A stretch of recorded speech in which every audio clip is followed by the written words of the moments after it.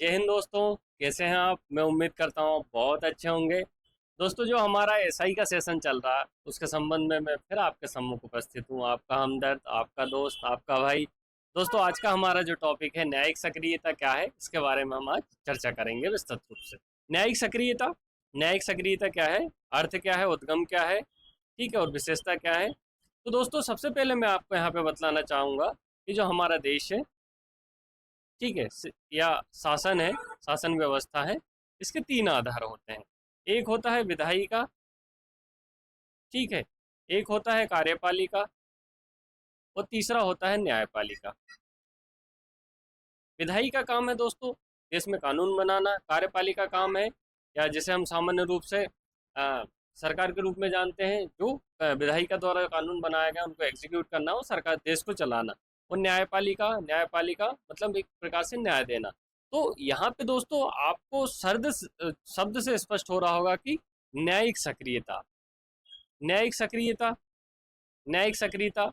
तो न्याय प्रणाली ये वाला दोस्तों, न्याय प्रणाली है, ये ज़्यादा एक्टिव है। सक्रियता, सक्रिय किसे बोलते हैं कि जब हम काफ़ी ज़्यादा एकदम से काम करने लगते तो और काफ़ी ज़्यादा सक्रिय दिख रहा है आपको, क्या एनर्जी कहाँ से आ गई है या क्यों आई है, तो ये सभी बहुत से कारण होते हैं।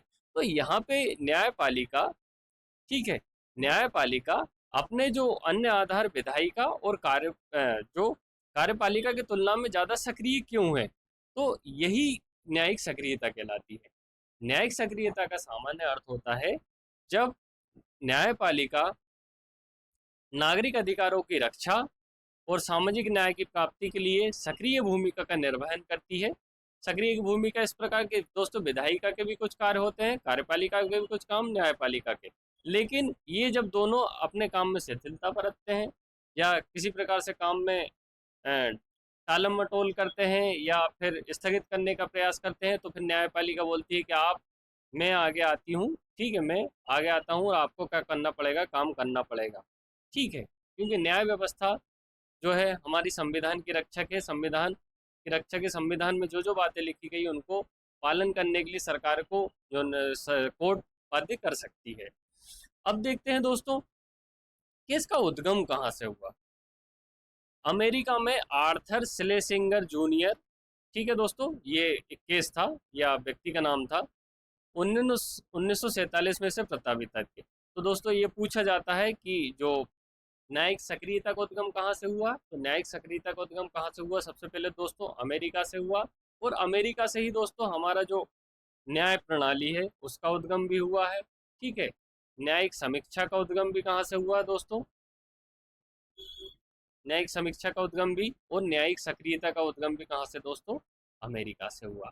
ये एग्जाम में दोस्तों ये पूछा जाता है कि जो हमारी न्याय व्यवस्था है या जो न्याय प्रणाली है कहाँ से ली गई है, तो वो अमेरिका से। न्यायिक समीक्षा कहाँ से ली गई है, वो अमेरिका से। न्यायिक सक्रियता कहाँ से ली गई है, तो वो अमेरिका से। तो अमेरिका से ये जो व्यक्ति थे, ये यहाँ से इनके जो केस दायर किया था उससे इसका क्या हुआ है, उद्गम हुआ 1947 में। अब भारत में कब आया?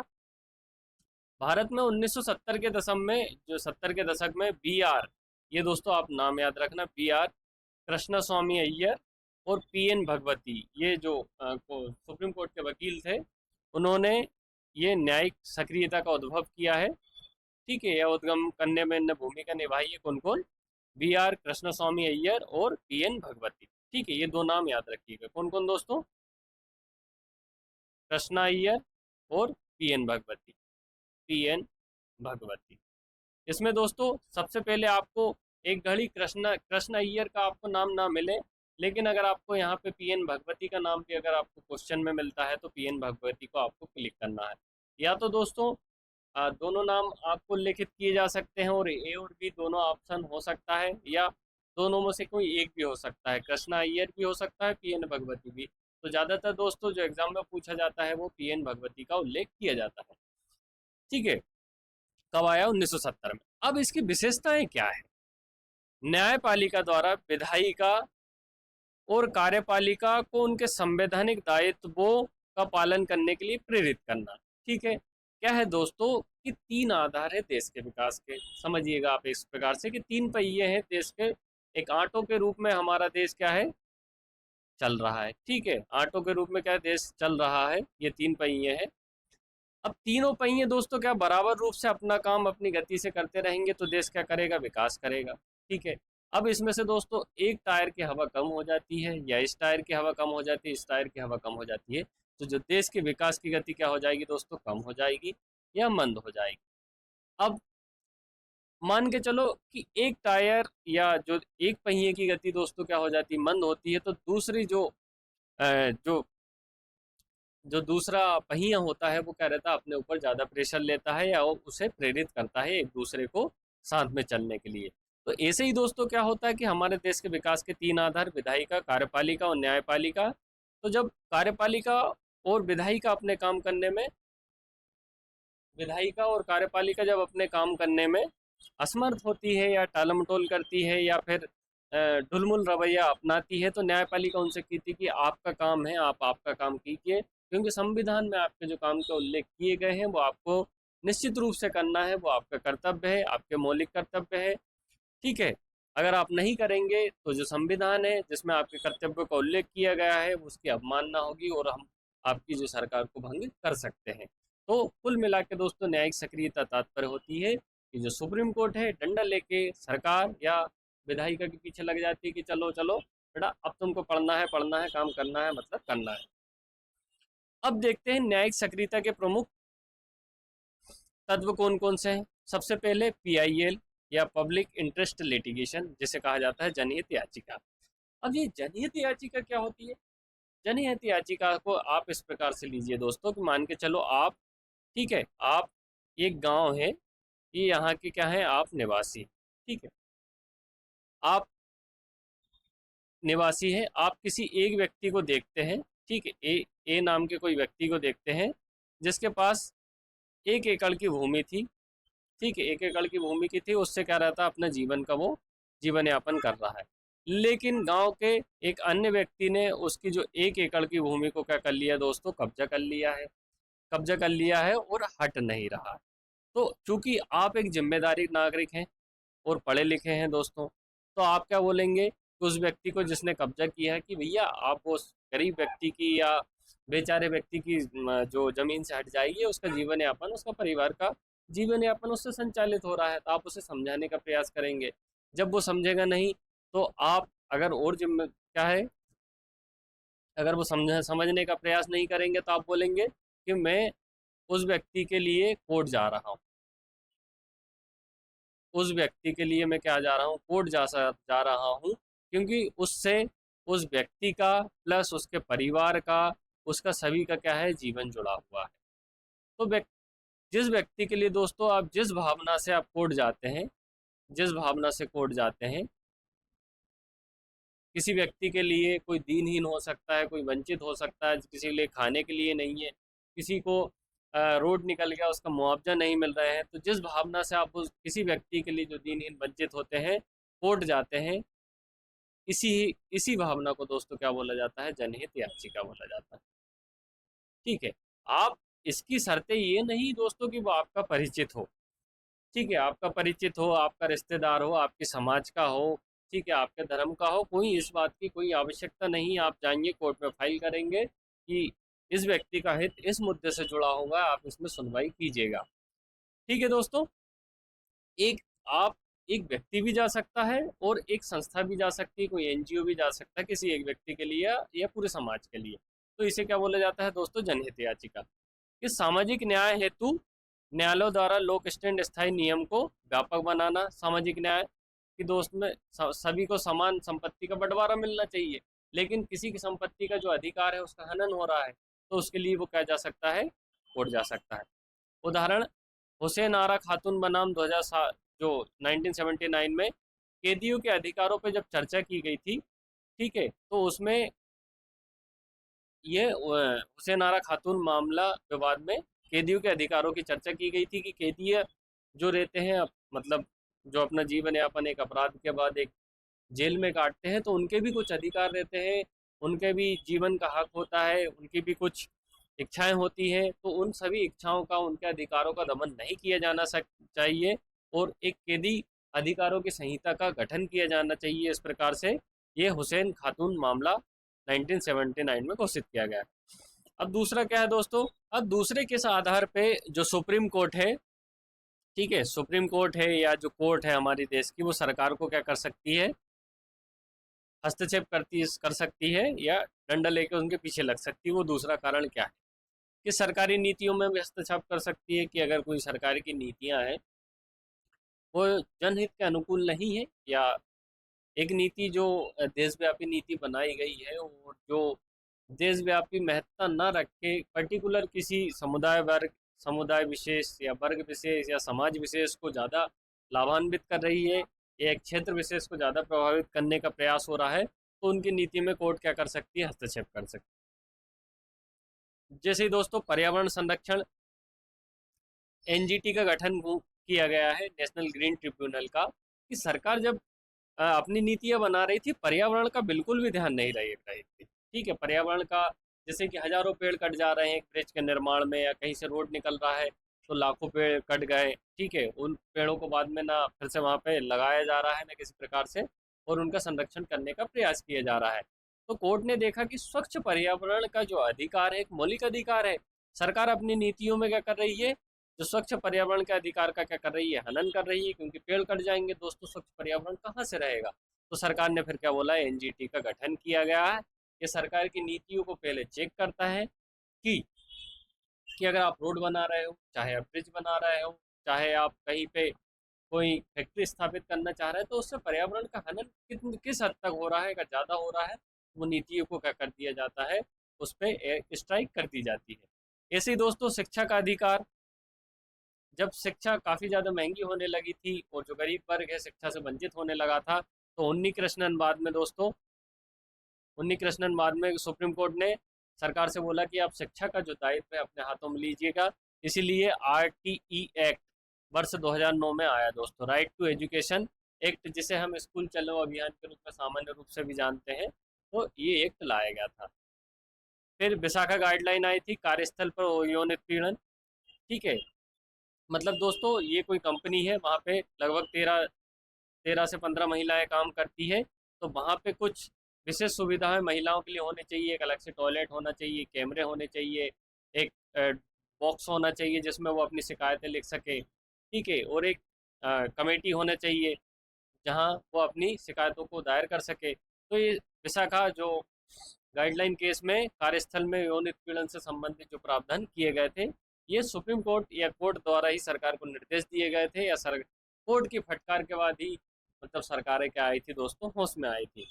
अब तीसरा कौन सा आधार है जिसमें सुप्रीम कोर्ट अधिकार कर सकते कि मौलिक अधिकारों की व्यापक व्याख्या। दोस्तों अनुच्छेद 21 में जीवन का अधिकार है, जिसमें सोने का अधिकार है, घूमने का अधिकार है, बोलने का अधिकार है। ठीक है, सभी प्रकार के जो अधिकार है, स्वच्छ पर्यावरण का, स्वच्छ जल का, ठीक है, स्वच्छ वायु का अधिकार है। अगर सरकार के किसी भी कृत्य से दोस्तों ये हमारे 21 में जो अधिकार वर्णित है इसका अगर हनन होता है, तो सरकार क्या करेगी, जो वो कोर्ट क्या करेगी, सरकार को क्या लगा सकती है, फटकार लगा सकती है, या उसके नीतियों को परिवर्तित करने के लिए कह सकती है। अब न्यायिक सक्रियता के क्या क्या कारण रहे कि भाई ये तीन जो तत्व है, ठीक है, ये तीन जो तत्व है देश के, जिससे देश का विकास चल रहा है, तीन पहिए, तो सुप्रीम कोर्ट को अपना पहिया बड़ा करने की आवश्यकता, क्या मजबूत करने की आवश्यकता क्यों हुई। भाई ये भी तो पहिए चल रहे थे, धीरे धीरे चल रही थी गाड़ी, देश विकास कर रहा था। ठीक, देश विकास कर ही रहा था, क्या दिक्कत थी इसमें। तो पहला कारण क्या है, सरकारी विफलता है, विधायिका और कार्यपालिका द्वारा संवैधानिक दायित्वों का पालन न करना।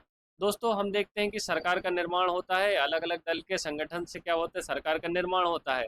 अब ये 5 साल के लिए सरकार बनाते हैं, तो अपना खजाना भरने में लगे रहते हैं। ठीक, अपनी जेब भरने में बहुत से राजनेता क्या होते हैं, बिजी रहने लगे थे। ठीक है, अपने रिश्तेदारों की मदद करना, ठीक है, संसद में ना जाना, या जो आ, तीसरा कि जो हर विधेयक पे क्या करना दोस्तों, वॉकआउट कर जाना, इस प्रकार से काम हो रहे थे, तो अपने दायित्वों में क्या हो रहा था, वो असमर्थ हो रहे थे, तो फिर उसे न्यायपालिका को आगे आना पड़ा। नागरिकों की अपेक्षा है, अधिकारों की रक्षा है, तो न्यायपालिका पर बढ़ती निर्भरता कि जो दोस्तों अगर आपके अधिकारों का हनन होगा तो आप कोर्ट जाएंगे, और ये न्यायपालिका की जिम्मेदारी है कि वो आपके अधिकारों की रक्षा करे, और आप कोर्ट जाए तो आप आपको न्याय प्रदान करें। फिर न्यायाधीशों की सामाजिक भूमिका, न्यायमूर्ति द्वारा सामाजिक परिवर्तन में सक्रिय भागीदारी है कि जो हमारे जजेस होते हैं दोस्तों देश में, ये सरकार की या देश में सभी गतिविधियों को क्या रखते हैं, नज़र रखते हैं। ठीक है, अगर कहीं गलत होता है तो उसका स्वतः संज्ञान, आपने एक शब्द सुना होगा दोस्तों, स्वतः संज्ञान। मान के चलो कोई घटना घट जाती है जिसमें किसी ने कोर्ट जाके उसमें सुनवाई करने की बात नहीं करती, तो जो कोर्ट रहेगी दोस्तों वो स्वतः संज्ञान ले लेगी उस घटना में, तो सरकार को कोर्ट बुला सकती है कि ये घटना घटी है, आप इसके बारे में स्पष्टीकरण दीजिए और आपने क्या कदम उठाया है और इस प्रकार की क्या घटना घटी है सभी के बारे में बताइए। फिर चौथा जो कारण है कि संवैधानिक प्रावधान, हमने दोस्तों पिछले लेक्चर में बात करी कि आर्टिकल 32 के तहत 5 रिट्स, ठीक, सुप्रीम कोर्ट में सुप्रीम कोर्ट में दायर की जा सकती है। आपके मौलिक अधिकारों का हनन होता है जब 226 में भी रिट के बारे में हाई कोर्ट में आर्टिकल 142 में ये न्यायपालिका की शक्तियों का उल्लेख किया गया है, तो उन्हीं शक्तियों को वो न्यायपालिका, कार्यपालिका और विधायिका की तुलना में ज़्यादा प्रयोग या अब पूरी ईमानदारी से प्रयोग कर रही है। तो दोस्तों अब हम देखते हैं न्यायिक सक्रियता बनाम न्यायिक संयम में क्या क्या अंतर है। ठीक है, तो सबसे पहले जो है दृष्टिकोण, कि ये सक्रिय हस्तक्षेप की बात करता है, क्योंकि जो न्यायपालिका है दोस्तों, ठीक है, वो कार्यपालिका और विधायिका के जो है, ठीक है, विधायिका का काम में हस्तक्षेप करती, मतलब सक्रियता दर्शाती है। और सामाजिक न्याय पे इसमें बल दिया जाता है कि जब सरकार काम नहीं करती तो जो न्यायालय रहेगा, हमारा कोर्ट रहेगा, वो क्या करेगा दोस्तों, कोर्ट क्या करेगा, सरकार से कहेगा परिवर्तन करने की। अब न्यायिक संयम क्या होता है कि स्वनियंत्रण, विधायिका कार्यपालिका के क्षेत्र में हस्तक्षेप नहीं करना। नियंत्रण मतलब कि जो कार्यपालिका रहेगी दोस्तों, उसका जो दायरा है, संविधान में जो दायरा लिखा गया है, इसी दायरे में क्या करेगी जो न्यायपालिका है दोस्तों, वो क्या करेगी, अपना काम करेगी। तो ये क्या कहलाता है, न्यायिक संयम। ठीक, अब उद्देश्य क्या है, संवैधानिक मूल्यों और अधिकारों की सक्रिय रक्षा करना, क्योंकि जो कोर्ट की जिम्मेदारी इसीलिए दी गई है कि सुप्रीम कोर्ट की, कि वो हमारे संविधान की रक्षा करेगा, उसके मूल्यों को बनाए रखेगा और जो प्रस्तावना में जो उद्देश्य लिखे हैं उनकी रक्षा करेगा। और न्यायिक संयम में क्या है कि मूल इरादे मतलब जितना लिखा है उतना ही काम करना, जो इरादे हैं वो उतने ही उसी पे एग्जीक्यूट करेंगे।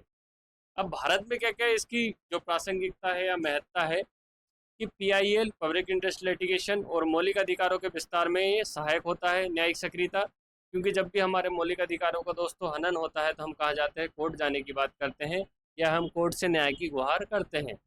न्यायिक संयम की प्रासंगिकता, न्यायालय द्वारा अति हस्तक्षेप की आलोचना से बचाव करना।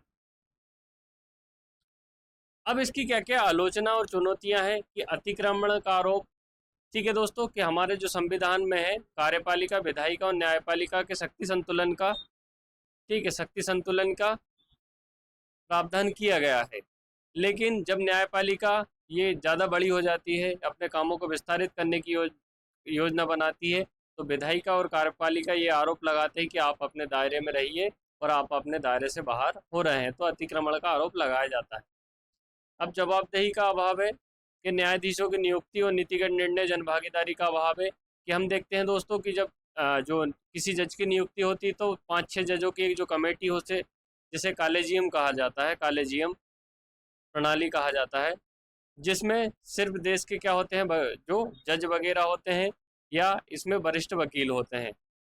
तो क्या दोस्तों, देश के सर्वोच्च जो जज का चुनाव करना है या हाई कोर्ट जज का चुनाव करना है, तो उसमें जो समाज की या समाज के अन्य तबकों की भागीदारी नहीं होनी चाहिए क्या, जिस प्रकार से हम प्रधानमंत्री, राष्ट्रपति का चुनाव करते हैं। तो इसलिए क्या होता है, इनकी जो जवाबदेही पे आरोप लगाया जाता है।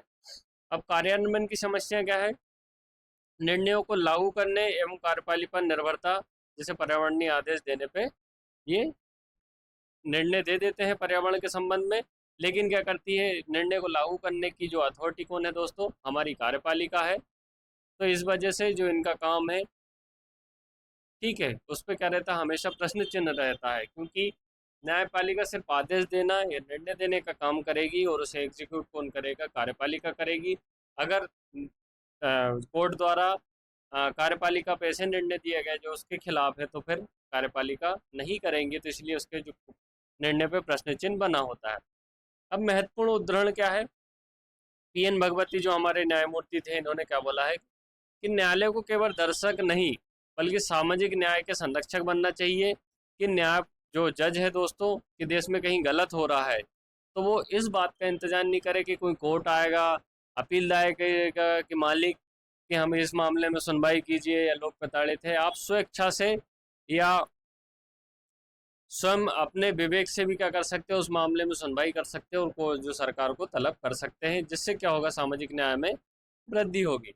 सर्वोच्च न्यायालय ने क्या बोला है कि न्यायिक सक्रियता न्यायिक साहसिकता ना बने, कि आप न्यायिक सक्रियता का जो मूल भाव है, ठीक है, कि आप ये इसका इस्तेमाल तभी करेंगे जब कार्यपालिका विधायिका अपने कार्य में क्या करेगी, ढुलमुल रवैया अपनाएगी या उन्हें टालम टोल के द्वारा स्थगित करने का प्रयास करेगी। आप तभी करिएगा, ऐसा नहीं कि आप कोई भी मैटर आया और आपने बोला कि नहीं आप गलत हो और उसको अवैध ठहरा देना। ठीक है दोस्तों, हम निष्कर्ष क्या है कि न्यायिक सक्रियता भारतीय लोकतंत्र का अनिवार्य तत्व है। बिल्कुल है दोस्तों, कि जब कार्यपालिका और विधायिका काम नहीं करेंगे तो इन्हें कौन आदेश देगा? आप दे सकते हैं, मैं दे सकता हूँ, बिल्कुल नहीं दे सकते दोस्तों। तो यहाँ पे कौन देगा? फिर न्यायपालिका आदेश देगी। सरकारी विफलताओं के बावजूद नागरिक अधिकारों और संवैधानिक मूल्यों की रक्षा करता है। बिल्कुल संतुलन बनाए रखने की आवश्यकता है दोस्तों, नहीं तो इससे क्या हो जाएगा, जो तीन तत्व है शासन के, कार्यपालिका विधायन में, क्या हो जाएगा, टकराव हो जाएगा एक दूसरे के मध्य में। अतिक्रमण नहीं होना चाहिए, कि हर मामले में सरकार का हस्तक्षेप ना करें। जहाँ पे गलत लग रहा है या एक सामान्य परिवेश में अगर दिख रहा है कि गलत है ये जो सरकार का निर्णय किसी भी मत को लेके, तो ही आपको हस्तक्षेप करें, अन्यथा ना करें। पीआईएल और अन्य सामाजिक न्याय संबंधी निर्णय इसके सकारात्मक पहलू है, लेकिन न्यायपालिका को विधायिका और कार्यपालिका क्षेत्राधिकार का सम्मान करना चाहिए कि भाई आप अपना काम कीजिए, लेकिन इनके जो सीमा है इसका भी क्या करें, आप अतिक्रमण ना करें, उनको भी अपनी सीमा में काम करना दें, जिससे आपकी भी गरिमा बनी रहेगी और उन कार्यपालिका विधायिका की। अब देखते हैं दोस्तों न्यायिक सक्रियता से संबंधित जो क्वेश्चन है। न्यायिक सक्रियता का अर्थ न्यायपालिका द्वारा सामाजिक न्याय को, ये दोस्तों आप जब भी एग्जाम हॉल में जाए तो इस प्रकार के जो शब्द आते हैं उन पर गौर कीजिएगा, कि सामाजिक न्याय को सुनिश्चित करने के लिए सक्रिय भूमिका निभाना। ठीक है, सामाजिक न्याय को स्थापित करने के लिए।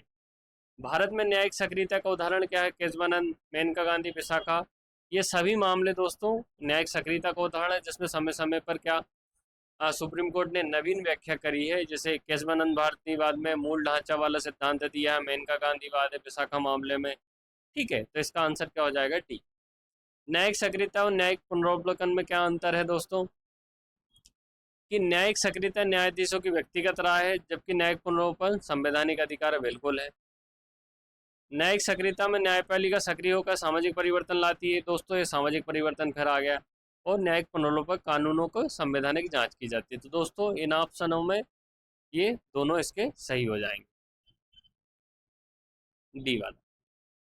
जनहित याचिका किसके द्वारा शुरू की गई? दोस्तों यहाँ पे BR कृष्णा स्वामी अय्यर और PN भगवती दोनों आ रहे हैं, तो इसका जब दोनों नाम आए तो दोस्तों आपको PN भगवती इसमें आंसर लगाना है। न्यायिक सक्रियता के खिलाफ आलोचना में शामिल है न्यायाधीशों द्वारा कार्यपालिका विधायिका कार्यक्षेत्र में हस्तक्षेप करना है, न्याय प्रक्रिया में देरी होती है, काम पेंडिंग हो जाता है जो काम चल रहा है, संविधान के मूल ढांचे को कमजोर करता है, क्योंकि शक्ति का बंटवारा किया गया है संविधान में, और शक्ति के बंटवारे में जब असंतुलन होगा तो जो मूल ढांचा है उसमें भी क्या हो जाएगा? असंतुलन हो जाएगा। इसलिए इसका आंसर क्या हो जाएगा? 4। निम्नलिखित में कौन सा मामला न्यायिक सक्रियता का उदाहरण नहीं है? ठीक है, शाहबानो केस, SR बॉम्बई मामला, बेरू बावरी और रोडगा टेलिस मामला। तो इसमें जो बेरू मामला माम है दोस्तों ये नहीं है। ठीक है, इसका आंसर सी हो जाएगा। दोस्तों अगर आपको हमारा सेशन पसंद आ रहा हो तो कृपया वीडियो को लाइक कीजिएगा, कमेंट कीजिएगा और सब्सक्राइब कीजिएगा।